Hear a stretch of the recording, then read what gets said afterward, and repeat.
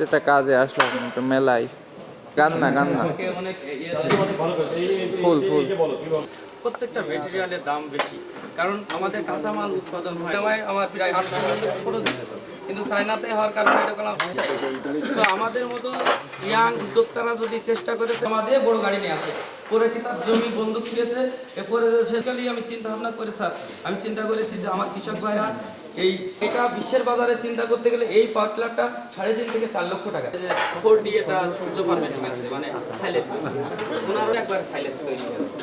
জি, আবার এই সেই গরুর এখন দানাদার খাবার অনেক লাগবে, কিন্তু গাছটাকে সাইলেস করতে পারছে, তখন এই সাইলেস আবার বস্তার হাতে যাচ্ছে।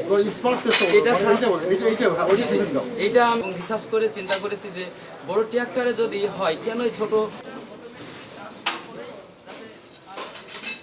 কোনো ভুল হয় কিনা তোমার, বা একই রকম নাও এরকম দেখো।